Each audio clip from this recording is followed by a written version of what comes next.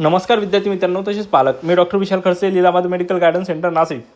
विद्यार्थी मित्रांनो, हे बघा जस्ट एक नोटीस आलेली आहे. आजची डेट बघा 10/8/2026. लेटेस्ट नोटीस आहे, नोटीस नंबर 5. बरोबर.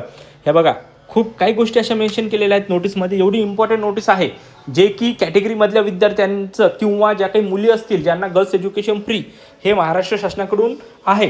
पण असे काही कॉलेज आहे म्हणजे या नोटीसमध्ये असं मेन्शन केलं आहे की त्या विद्यार्थ्यांना याचा कुठेतरी बेनिफिट होणार नाही. तर आपण सविस्तर बघूया कोणते कॉलेज आहे आणि कशा संदर्भात आहे. हे बघा ही नोटीस आहे, याचं ट्रान्सलेट करून हे मराठीमध्ये आहे. तर आपण बघूया, एकदम व्यवस्थित साध्या आणि सिंपल भाषेत सांगूया आपल्याला स्टुडंटला.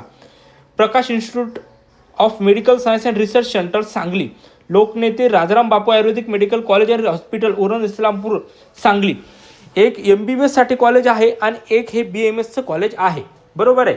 तर आता ठीक आहे, कॉलेज आहे, पण पुढे काय म्हणजे काय, कशा संदर्भात, कसं आहे नोटीसमध्ये आणि कशा पद्धतीने आपण याला ट्रान्सलेट करणार आहोत विद्यार्थ्यांना सिंपल लँग्वेजमध्ये.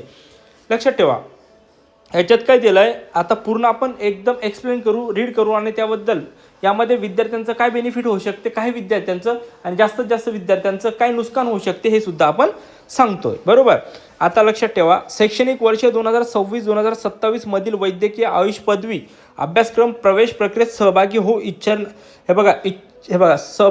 सहभागी होऊ इच्छिणाऱ्या सर्व संबंधित उमेदवारांना सूचित करण्यात येते की, म्हणजे सांगण्यात येते की वैद्यकीय शिक्षण औषधी द्रव्य विभागाच्या नियमानुसार Prakash institute of medical science and research centre Sangli आणि Loknete Rajaram Bapu Ayurvedic medical college and hospital Islampur Sangli, एक MBBSचं कॉलेज आहे मेडिकल कॉलेज आणि एक हे आयुर्वेदिक BMS साठी कॉलेज आहे. बरोबर आहे.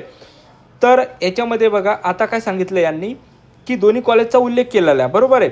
त्याच्यामध्ये या महाविद्यालयाचे हे बघा व्यवस्थापन हस्तांतरणास मान्यता देण्यात आली आहे.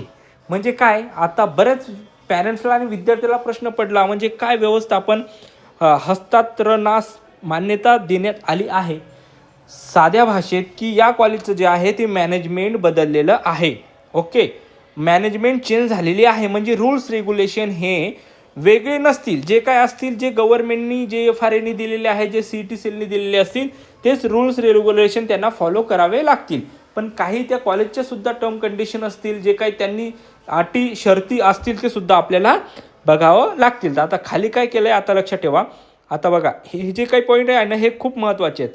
हे बघा लक्षात ठेवा, इथून खूप जास्त महत्त्वाचे पॉईंट आहेत जे की विद्यार्थ्यांचं याचं नुकसान होऊ शकतं. त्या अनुषंगाने सदर महाविद्यालयामध्ये शैक्षणिक वर्ष 2026-27 पासून प्रवेश घेणाऱ्या सर्व प्रवर्गातील विद्यार्थ्यांना संबंधित विद्यापीठ व नियामक संस्थांनी वेळोवेळी विहित केलेले शुल्क तसेच इतर अटी व शर्ती लागू राहतील. म्हणजे जे काही विद्यापीठ असेल, ते जे काही नियामक संस्थेची संस्था असेल, तर त्यांनी जे काही अटी शर्ती आहेत त्या या कॉलेजसाठी सर्व लागू असतील असं विद्यार्थ्यांनी आणि पालकांनी लक्षात घ्यायला पाहिजे. तसेच सदर महाविद्यालयात प्रवेश घेणाऱ्या हा खूप जास्त परिणाम होऊ शकतो ज्या विद्यार्थ्यांचा चांगला स्कोर आहे आणि त्यांना हे नुकसान होऊ शकते. ज्याचा थोडासा कमी आहे अशा विद्यार्थ्यांना याचा फायदा होऊ शकतो. तर तो कसा, तोही मी तुम्हाला सांगतो. सदर महाविद्यालयात प्रवेश घेणाऱ्या विद्यार्थ्यांना शासनाच्या कोणत्याही शिष्यवृत्ती शुल्क सवलत अथवा शुल्क प्रतिपूर्ती योजनेचा लाभ लागू राहणार नाही. म्हणजे तुम्हाला 500 स्कोर असो, 550 जरी स्कोर असेल तरी सुद्धा तुम्हाला याचा जो काही बेनिफिट आहे तो बेनिफिट मिळणार नाही. फॉर एक्झाम्पल एक मेडिकल कॉलेज आहे वेदांता मेडिकल कॉलेज पालघरला, तर त्या टाईप हे कॉलेज आहे. आता याची फी काय आहे, कसं आहे, FRA असेल किंवा मग CET सेल किंवा त्यांच्या वेबसाईटवर हे पुढील नोटीस येऊन ते पब्लिश होईलच. पण बघा याच्यामध्ये योजनांचा लाभ लागू राहणार नाही. यांची संबंधित उमेदवारांनी महाविद्यालयाच्या पर्याय भरताना व प्रवेश निश्चित करण्यापूर्वी नोंद घ्यावी. म्हणजे लक्षात ठेवा, तुम्हाला जर आता त्या कॉलेजबद्दल विचार करायचा असेल, मॅक्झिमम स्टुडंट दरवर्षी काय करतात, मॅनेजमेंट कोट्यामधून सुद्धा ॲडमिशन घ्यायचे. कारण की 3 टाईममध्ये जर आपण गेलो तर त्या कॉलेजची समथिंग 8 लाखाच्या आसपास फी होती. बरोबर आहे. विद्यार्थी आणि पालकांना ते एकदम इझी जायचं किंवा त्या कॉलेजची आता ओपनचा स्टुडंट असेल तर त्या कॉलेजला प्रेफरन्स फर्स्ट देत होता, कारण की जी काय ओपनची फीस असेल ती कमी होती, बरोबर.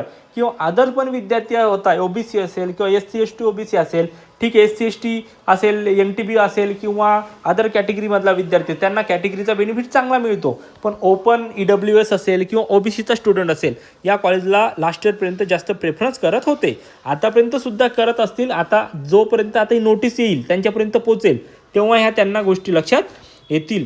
म्हणजे हे बघा, तुम्हाला 400 मार्क्स असू द्या, 500 असू द्या किंवा 600 असू द्या, तुम्हाला इथं कॅटेगरीचं काहीही बेनिफिट मिळणार नाही, बरोबर. आता या CT सेलच्या नोटीसमध्ये असा उल्लेख केलेला आहे.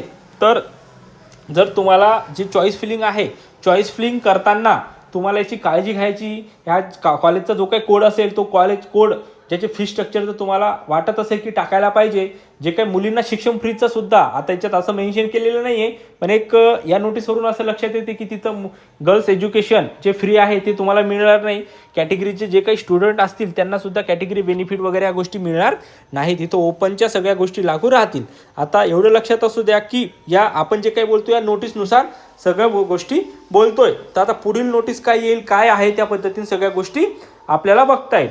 पण याच्यात असा एक फायदा होऊ शकतो की थोडासा जर कमी स्कोर असेल आणि जी काही यांनी आता ठरवली फी असेल, आता 8 लाख आहे किंवा 10 लाख होईल किंवा 12 लाख होईल, समथिंग ती फीस भरून ओपनची जी फीस असेल जर तसं वरून आदेश असतील तर त्या पद्धतीने ॲडमिशन विद्यार्थी घेऊ शकतात, बरोबर आहे. म्हणजे या कॉलेजचं मेरिट आता थोडंसं कमी जाईल. मेरिट का कमी जाईल, कारण की एक असं म्हणायला पाहिजे आपण, जे डीम कॉलेज आहेत त्या टाईप ही कॉलेज होईल. जशी डीम कॉलेजची थोडीशी फी जास्त, स्लाइटली जास्त असते, या कॉलेजची फी थोडीशी कमी राहील. आता ते नंतर कळेल आपल्याला फी काय आहे आणि कशा पद्धतीने असेल. पण जे बॉर्डर लाईनला विद्यार्थी आहेत की ज्यांची थोडंसं बजेट थोडंफार आहे किंवा ओपनची फी भरून सुद्धा ॲडमिशन घ्यायला असे विद्यार्थ्यांनी तयार आहेत, अशा विद्यार्थ्यांना याचा फायदा होऊ शकतो. जे बॉर्डर लाईनला विद्यार्थी आहेत, फॉर एक्झाम्पल 493 1 lakhs बिलो, त्यांचा जर हे असेल, ऑल इंडिया रँक असेल, मे बी त्यांना लास्ट मोमेंटपर्यंत सेमी गव्हर्नमेंट सीट मिळणार होती.